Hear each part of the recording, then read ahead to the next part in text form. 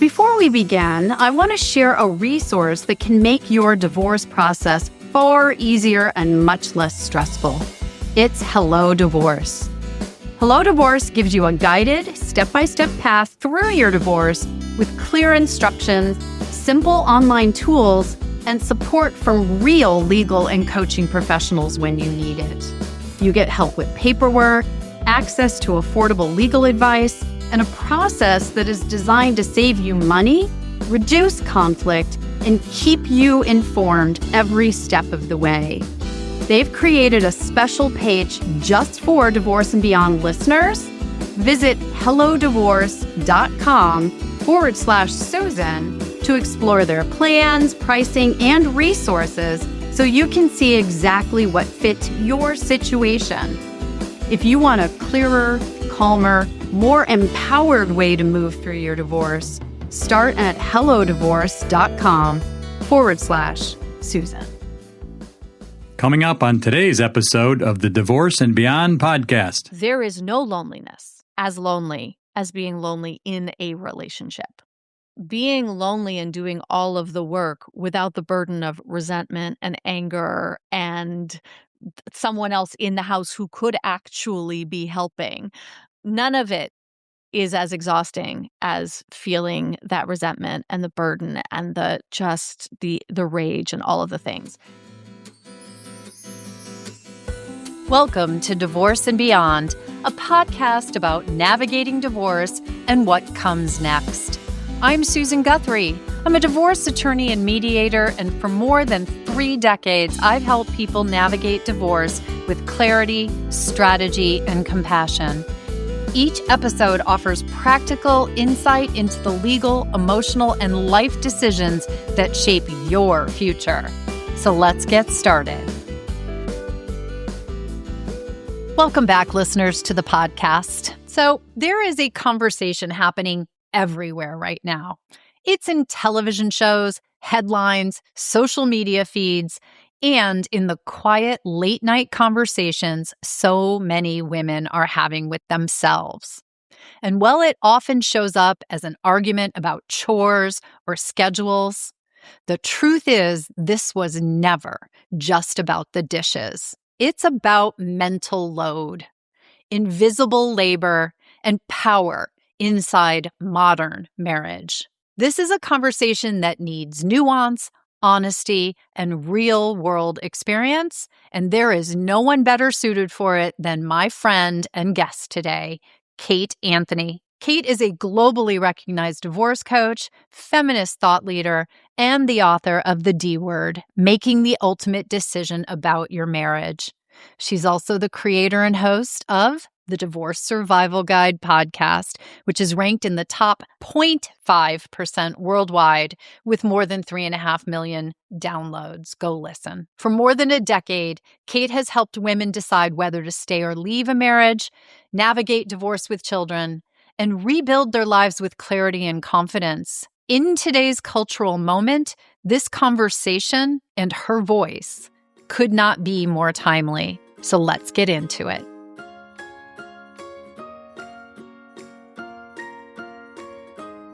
Kate, I am so happy to have you back. It is always a highlight for me to get to tape an episode with you. And we have done many of them, right? We have talked about should you stay or should you go? We have talked about how to have the talk. We have talked about the D word. We have talked about the divorce course. We have talked about alimony. We've talked about alimony. We've just recently talked about mediation, what it is and what it is not on the Divorce Survival Guide. But this conversation, I have to say, has me pretty excited because it is something that has been swimming around in, I think, the consciousness of, sort of pop culture at the moment. And it is something that I think needs to be talked about. And when I knew that you were going to be on again, I'm like, there's no better person to have this discussion with, to have it in a nuanced and informative way than Kate Anthony. So thank you, thank you, thank you. I am so happy to be here as always. I feel the same about you. Every conversation we have is amazing. And I'm grateful that you thought of me for this conversation because, it's something I talk about a lot. And I do think it's important to have a nuanced conversation about it. I'm all in and I'm excited. Oh, yeah. No, this is going to be, I really do think this, I'm sort of lighthearted in the intro, but I think this is an important conversation.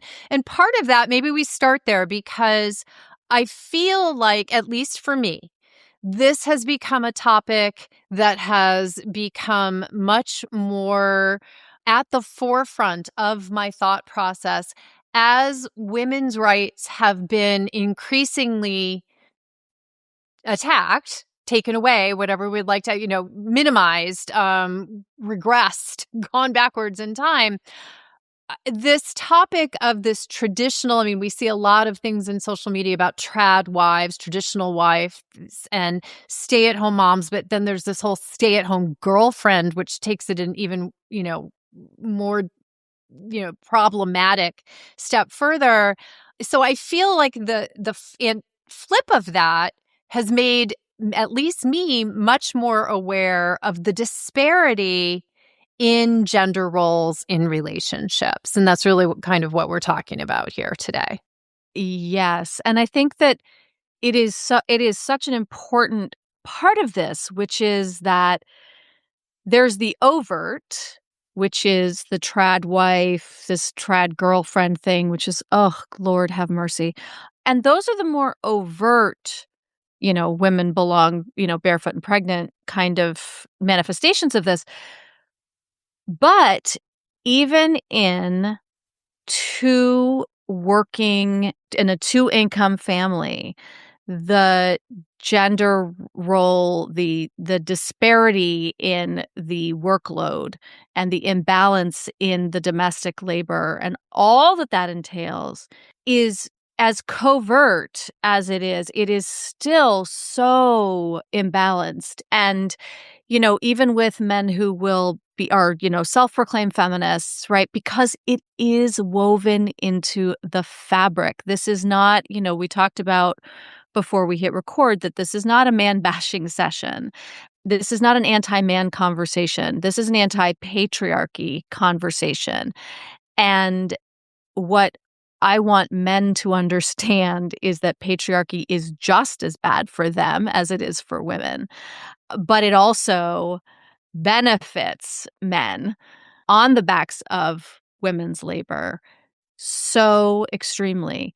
And it's part of why it's hard to make any changes or movement in it because, in many senses, it kind of works for men, right? Sure. It's like they don't have to do as much work. Okay. Well, that's what was I watching the other day. Oh, Scott Galloway, the professor and author, and, he's got a couple of great podcasts out there and all, but he's got his new book out. And on his tour, he's been talking about the fact that marriage is a great thing for men, but not for women, right? It's exactly to that point. And I find it really interesting to have a man in his position saying these things. He recently was on Oprah's podcast talking about it and several others, but saying these things where he's like, women do great on their own. He had a That's whole, right. a woman sitting at home with her cats and her this and her that and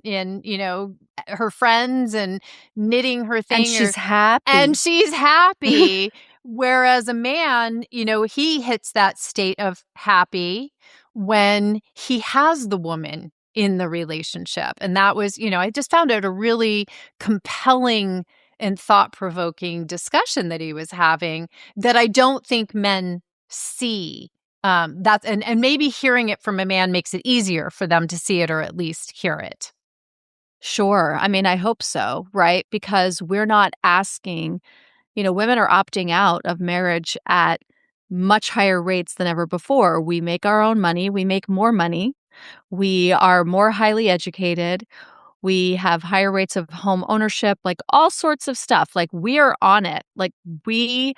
And we're suddenly like, oh, I don't need a man. And if I don't need a man for his provisions, or protection or anything like that, then if he's not benefiting, if the relationship is not benefiting me, then I can opt out. I now actually have choice, which is, of course, why there is this sudden backlash against women and our power and independence, and why we're suddenly all of our rights are on the chopping blocks. Because rather than look at this and say, oh, maybe we need to shift our perspective, maybe we need to shift how we do this, patriarchy says, oh, well, we need to actually strip them of their rights. We can't let the little women do that, right? So, I mean, they're getting a little uppity here. Let's pull a few things away. exactly. And that's what patriarchy says, right? And then we have a male loneliness epidemic. Then we have men who are, and look, I think the male loneliness epidemic is a real thing because I think men have fewer friendships. They have fewer support systems Absolutely. outside of their marriages to support their mental health. And so when they are suddenly unable to maintain female relationships, they kind of have nothing left, right? And this is not good. This is not healthy for men. For society. Women, I mean, right? it's Yeah. not healthy for society, but here's the thing, right? It's more damaging to men because Absolutely. we're fine. We go to therapy. We have friendships. We have intimacy in our female friendships. Women are like, we're doing okay outside of our, hetero relationships. Men, not so much, right? And this is where patriarchy is bad for men, right? This is where it's killing them. It's actually killing them. There are more rates of suicide, right? It's a terrible, terrible thing. Well, we have an entire younger generation of men. I mean, there's all kinds of research and statistics on it that are anxious, lonely, depressed, alone, and angry. Yeah. Because Right. of all those things. Right. And there are two directions that this can go. One is, oh, there's a problem here and we should really look at what the causes and the symptoms are so that we can work to fix it, which I think a lot of our society is doing. And then the other side is it's women's fault. If they just stayed where they're meant to be, we would be fine. And we've got an incel community. We've got now we have, all of these red pillars who are self-proclaimed very proud virgins because, and which is fine. Like, I don't care if you're a virgin or not, but they hate women. They hate us. And that's where things get really dangerous. Yeah. Because, now you're pitting men against women Yeah. in that, it strikes me as we're taping this, last night was the Critics' Choice Awards, and Adolescence, that television show won a whole bunch of the awards, and it's about essentially that incel culture, and, and it's a little, worth watching, terrifying to watch, to know that is a subculture or a culture that is thriving in our country. Absolutely. And while women are more independent and educated and higher earners and all of those things, our danger from being murdered by men has been increasing. So the largest danger, physical danger to women, are men. They are our biggest cause of death, more than cigarettes, alcohol, heart disease, all of that combined. And that is absolutely terrifying. So it is with great cost that we have gained this independence and worked so hard for it. But it's also worth it to us. Well, and I think, that's where we're increasingly starting to now see these topics in pop culture, in the modern media. I mentioned adolescence, but the one that really caught my attention is, did you see All Her Fault? Oh, absolutely. I mean, first of all, the title. Yeah. Right? Right. Of course. Yes. Absolutely. But and it's so subtle. There are moments in that show that are so subtle. And enraging at the same time. I don't know how you felt watching it, but it didn't take me long to start getting agitated watching the show and not even understanding myself what the agitation was until I finally realized this has nothing to do with being a show about a missing child. Oh, absolutely. Absolutely. That was a show about marriage and relationships, right? And the burden women carry in those relationships. Yep.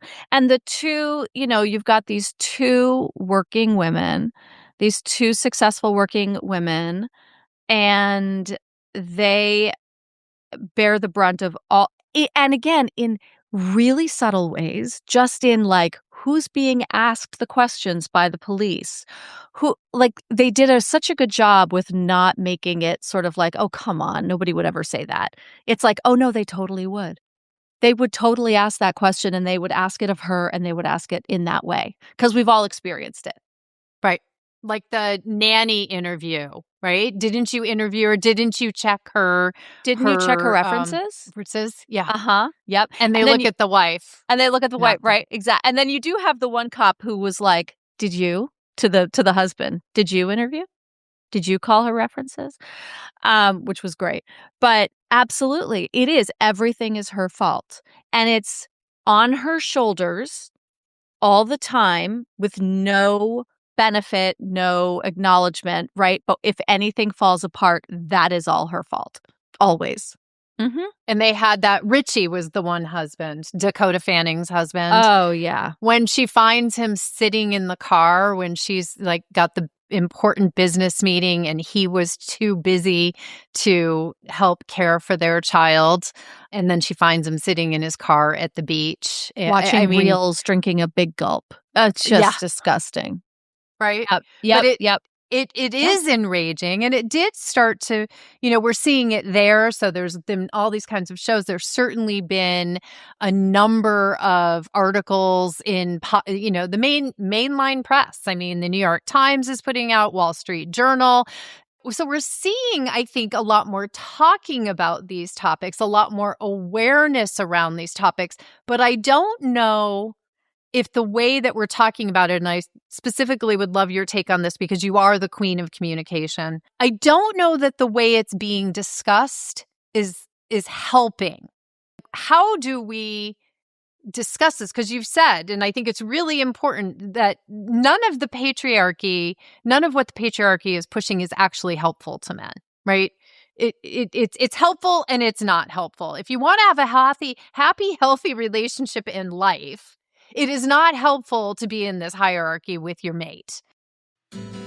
We're going to take a quick break, but don't go anywhere. When we come back, Kate and I dig into what actually happens when women finally name the mental load they've been carrying, why so many partners are genuinely blindsided when marriages end, and what changes when you stop asking for help and start expecting partnership. This is where the conversation gets especially real and deeply practical. We'll be right back.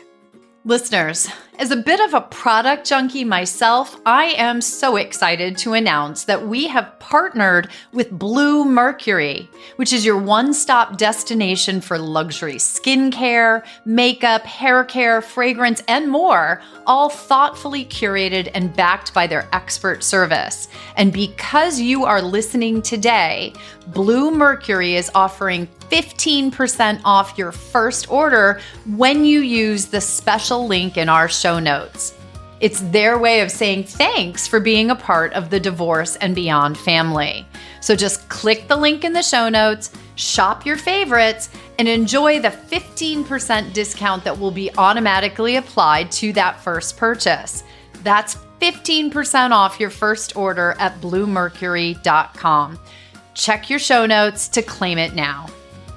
A healthy relationship is one in which there's equality in partnership. Now, sure, so I take the lead in certain things, he takes the lead in other things, right? Like there is, but it is balanced. Well, wait, let me just stop with that for a second, because I think that's really important for people to understand. I want to say something to listeners. I don't usually talk about my relationship. But you and I are both in second relationships, right?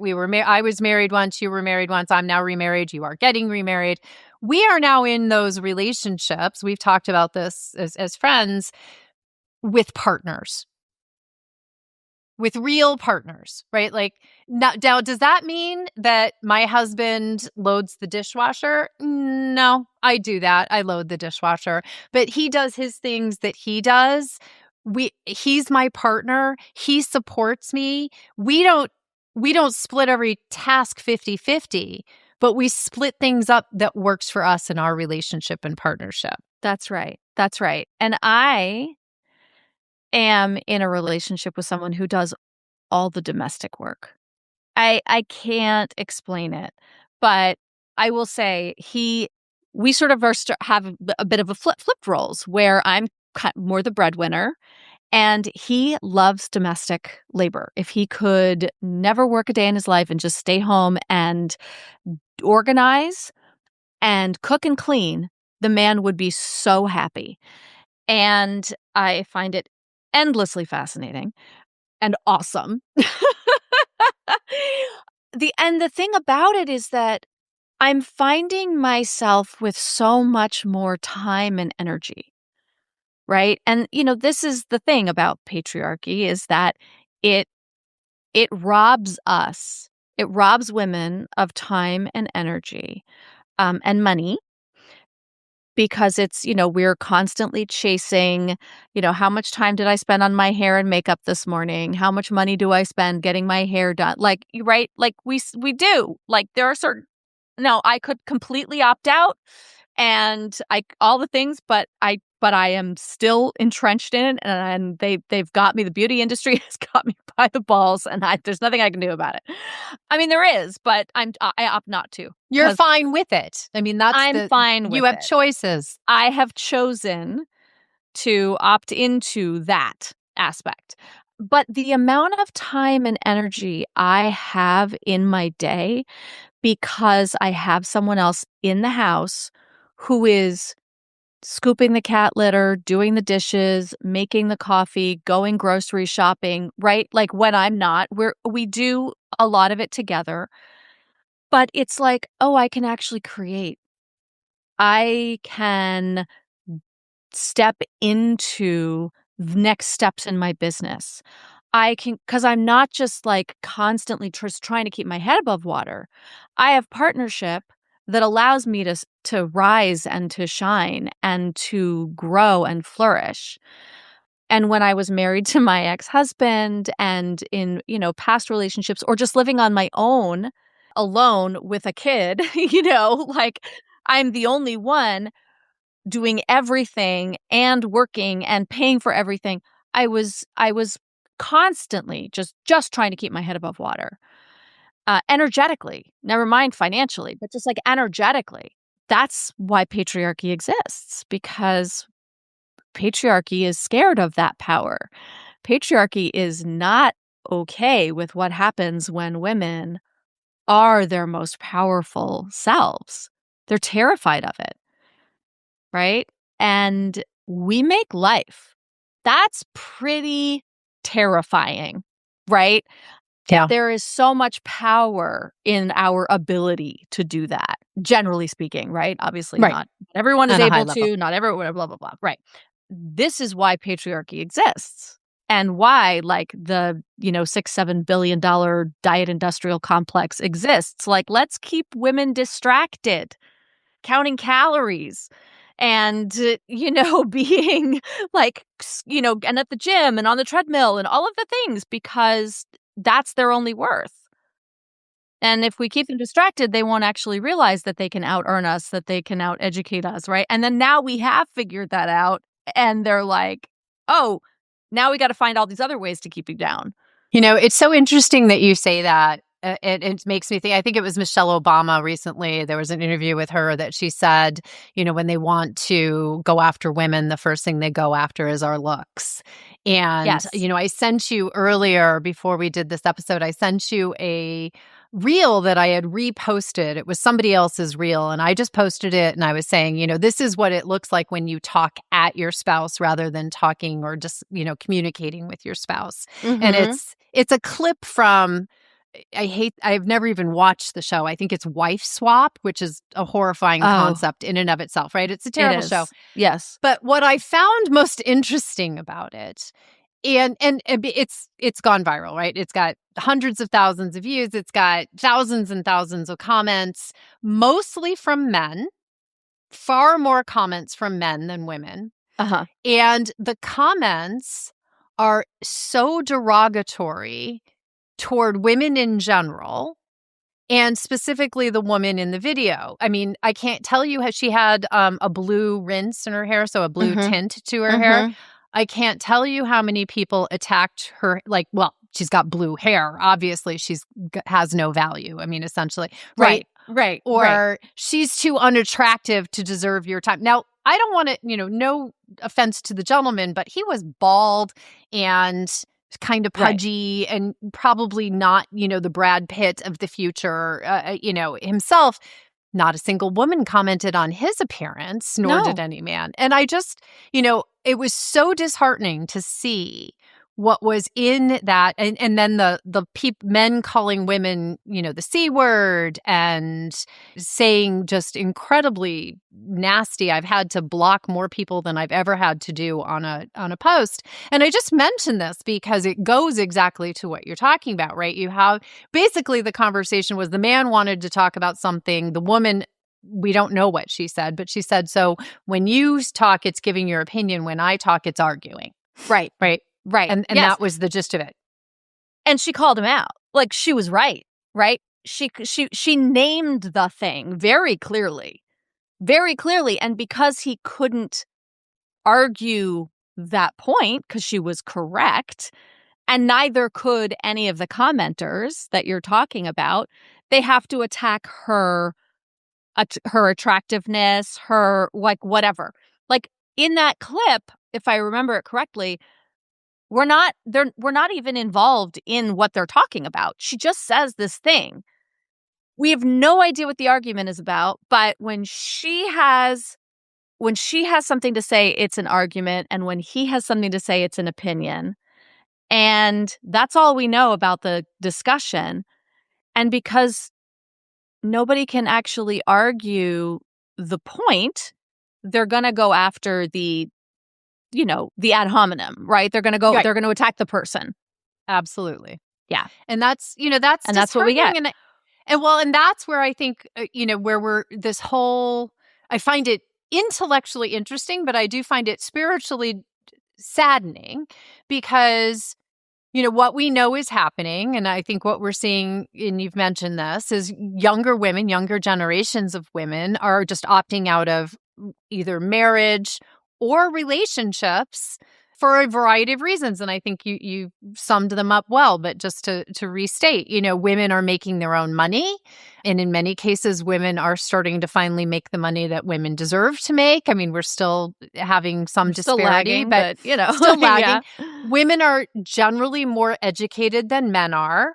And that's just a fact. More women are getting higher degrees and finishing college and going beyond that than men are. That's just one of those things. They have realized they don't have to get into a relationship. They can have children. They can, because we've been doing it forever anyway, have children, raise them as single parents with or without that support.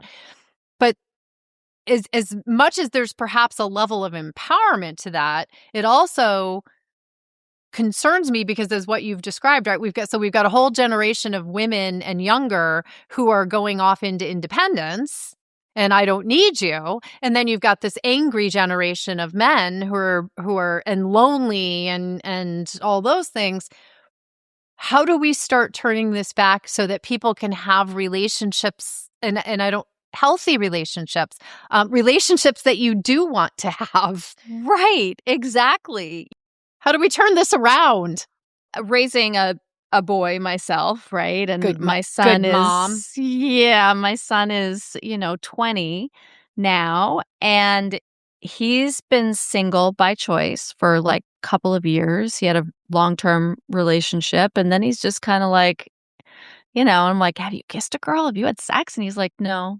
Because he's also looking for something more meaningful in his life, right? So we do have it's not like we only have a generation of women who are opting out and only have a Well, generation of you're right. incels, right? So It just feels like it because the it media is so does. focused on it. Exactly. And I think one of the things that we have to do is also open our hearts to and minds to the idea that like it is not as binary as it might look, and that these voices are, any voice in a system that is dying or not being heard gets real loud before it collapses. And I think that what we are seeing systemically in the US in particular is the rise of this loud and angry voice getting louder and louder and louder, but it's kind of like death cries, we hope. Now, we would have thought like, "Oh my god, aren't you done yet?" But like, no, it's not. It's getting bigger and louder. I really do hope that this is, we're reaching at some point we're going to hit a tipping point where it's all going to collapse, and I I don't know where it is because we keep thinking we're like, surely this is it, but then something else happens, right? And we're seeing it on the political spectrum, we're seeing it in the cultural spectrum, we're seeing it all through the fabric of our particular culture. My hope is that voices like, my son and his friends who have been raised by feminists but don't hate themselves and are actually like really good men who want to partner in equal and loving ways, that they kind of lead the charge, right? Because it really is up to men, right? Because the more women try to explain this to the incels or whatever, like the more angry at us they get. They've got to see this from other men. They've got to hear other men going, "Hey guys, this isn't it. You're lonely. We get it. But like, it's not their fault, actually. You can go to therapy. You can have You can work intimate on this. friendships, right? You can go do ayahuasca in the desert if you need to, but like, there are options for you." I think that's really an insightful thought that the power, one of the additional powers that women have here is the one that you've flexed, is the fact that you have the ability to raise your children to not carry forward those patriarchal norms, and to let them see. I mean, one of the things that I've always loved about the relationship that I have with my husband for his children is that they get to see a relationship that is true partners. Your son is seeing that with you now. It's tangential too, right? Like he's seeing it, his friends then see it, and it flows on. Let me ask you, because, we're talking to my podcast audience, your podcast audience. When you are talking with people, we've been talking sort of in this high level theoretical way. What you must see in the work that you do is women who are in these relationships where they have been carrying the load, the Yeah. mental load, the house load, the child rearing load, all the loads, All of whatever it. load you want to call it. Mhm. And they're exhausted. Yep. And they don't want to do this anymore. Yeah. And we know we're here in divorce month. We know we're in divorce season. I imagine there are a lot of people out there listening to it who are right there just going, yeah, Mhm. yeah, Yeah. that's how I feel. Right.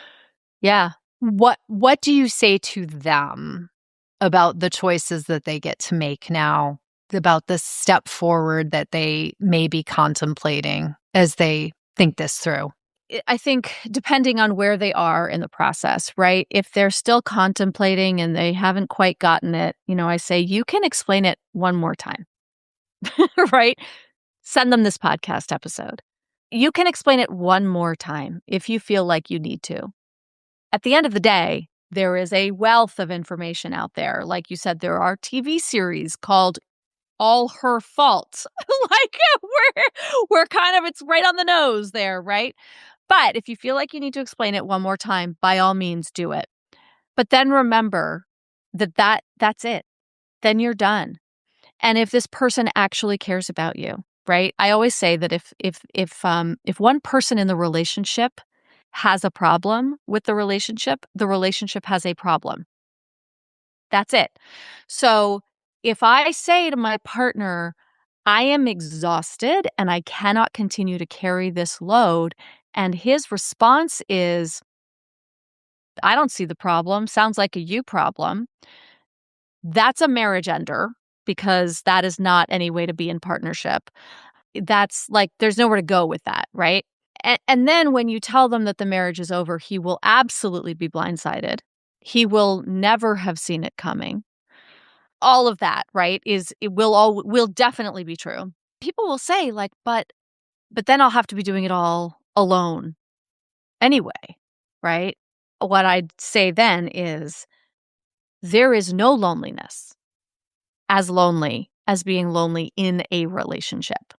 Being lonely and doing all of the work without the burden of resentment and anger and someone else in the house who could actually be helping, none of it is as exhausting as feeling that resentment and the burden and the rage and all of the things.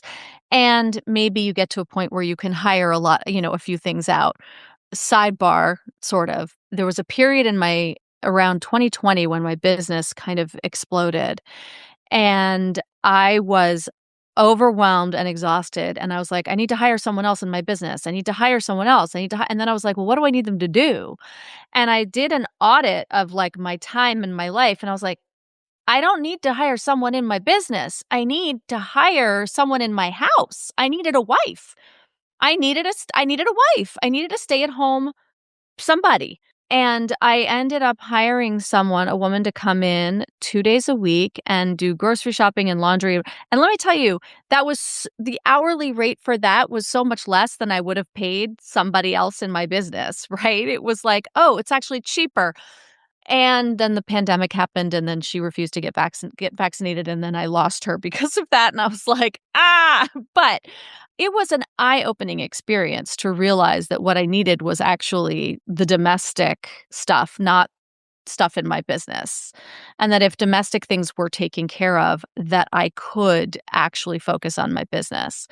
My point is, maybe you'll get to the point where you can hire that out, in a sense, right?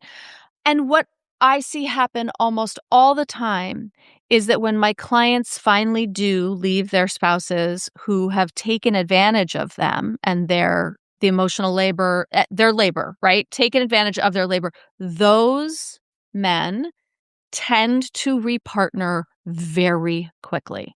It speaks nothing to who you are and how little they loved you or how much more they love this other person or anything like that. It just means they had to fucking replace you because they needed someone to do the work. Yes, they don't know how to take care of themselves or they don't want to. That's right. That's right. They don't even have friends. And so they need a woman to be their friend. You know? Right.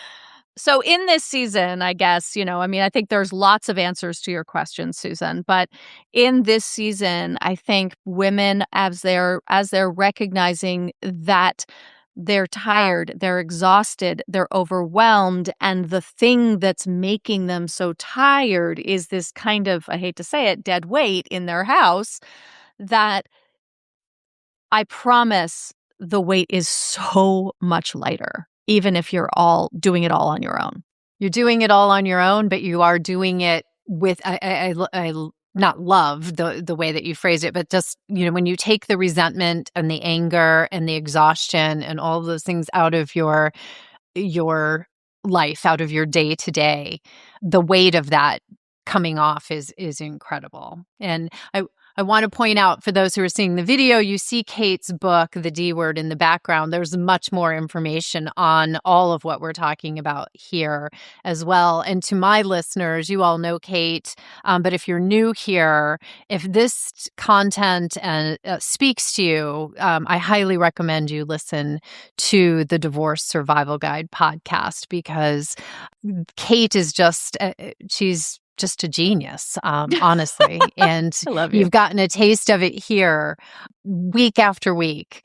The episodes keep coming. I don't know how you keep coming up with such great topics, but you always do, Kate. Oh. Kate started our podcast roughly around the same time. I started another one before this one and then together. So we've kind of come up through the podcast years together. And it always makes me happy when someone sends me like, what are the top divorce podcasts? And it's always Kate's podcast next to my podcast. I'm like, yes. There we are. Different topics. I mean, different approach, right? Mine's more of a legal and approach and the experts. Kate also speaks to the experts and all, but Kate is just the go-to for that support. So for the feelings of validation and empowerment and understanding. One of the things that I love about having a conversation like this with you, Kate, is I understand this topic now so much better because I knew you were going to be the right person to talk with about it. So thank you so much for joining me. What more would you like to leave my listeners with? Oh my gosh. Just thank you for listening. Thank you for being here. Susan, I love and adore you. We have been on this road together for so many years, and I love that we still get to come together and join forces and brains. And I just always get so much out of our conversations. And yeah, really the best place to follow me is on my podcast, the Divorce Survival Guide podcast. And all things are also on my website, kateanthony.com. If you are a woman and you're in need of coaching, if this stuff is like, resonating for you and you're trying to figure this stuff out, coaching is definitely where it's at for you, probably. And everything's on my website, which is kateanthony.com. Kate is what you need. If this resonates, trust me, Kate is what you need. And, love and adore you too, Kate. Thank you so much. And can't wait to the next time. That's right. Thank you, Susan. Before we wrap up, as always, I want to pull together a few of the most important takeaways from this conversation with Kate. The first golden nugget: mental load is not about who does the chores. It's about who carries the responsibility for making life run.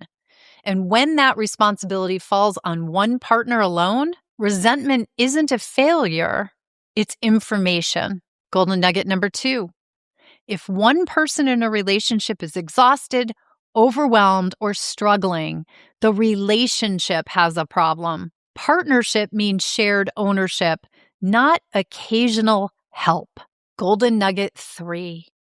Many women don't leave because they want less responsibility. They leave because they've been carrying everything for too long without support, acknowledgement, or change.